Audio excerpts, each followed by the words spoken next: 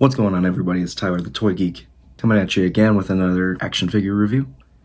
This time we've got Barbara Gordon, Batgirl from the new Batman Adventures. Of course, this is a re-release from McFarlane Toys. This is figure 3 of 4 that I've yet to open up, so without further ado, let's crack it open and switch to the other camera angle.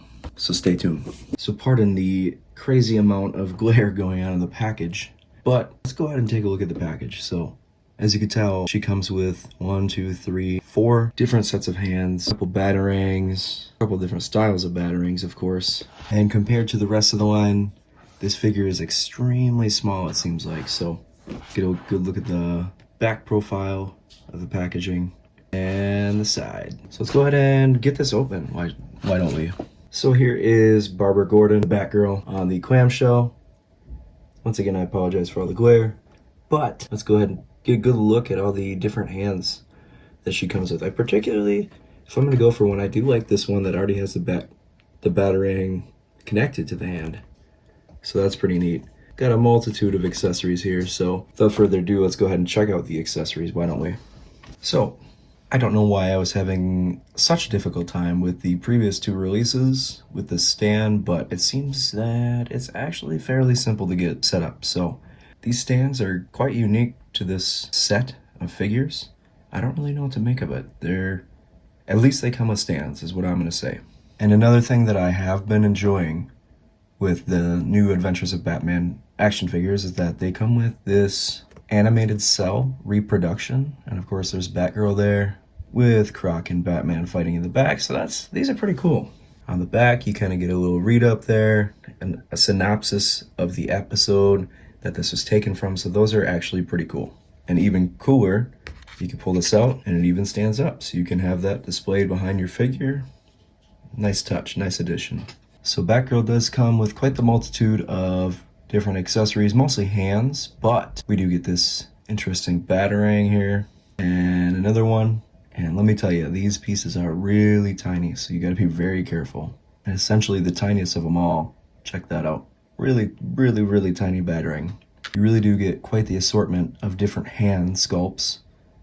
Here's a couple open hands, and here's a couple closed fists, and a couple open hands. Those are nice. And probably my favorite out of the bunch, you get this hand that can obviously fit one of the Batarangs, and then kind of this pre-molded in Batarang hand.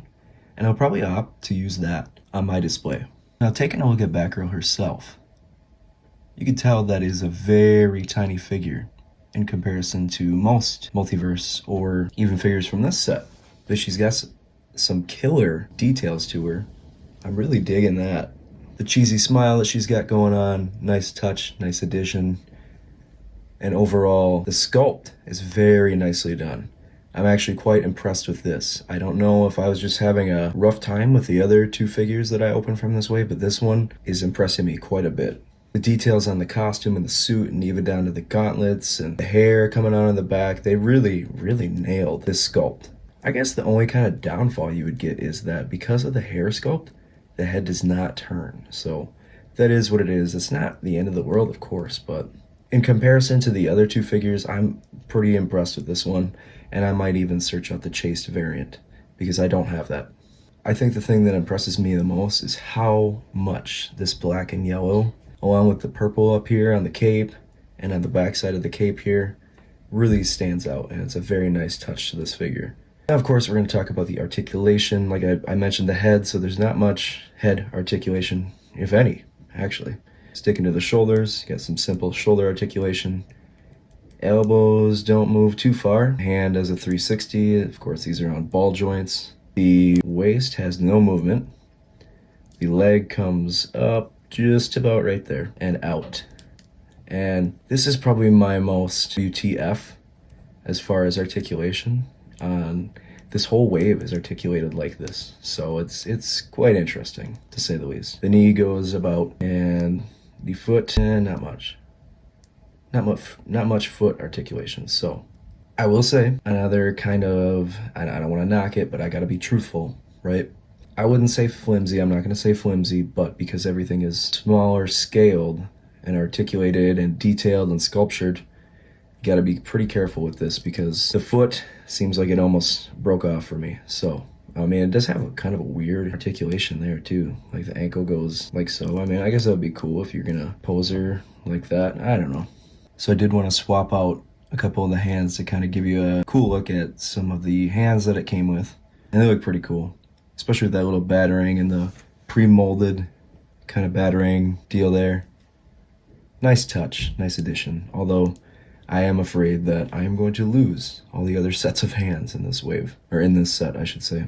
Overall, I'm going to say that I like this figure the most out of the 3 that I've opened so far. So I still have Two-Face to open up, but the other 2 I wouldn't say are necessarily disappointment, but it is no secret that I have not been the biggest fan of this wave, and along with the Target exclusive Batman the Animated Series stuff, which is very strange because I am a huge fan of both cartoons.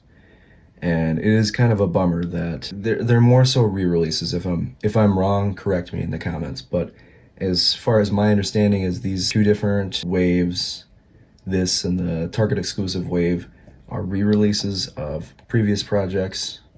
So I can't be too upset about them.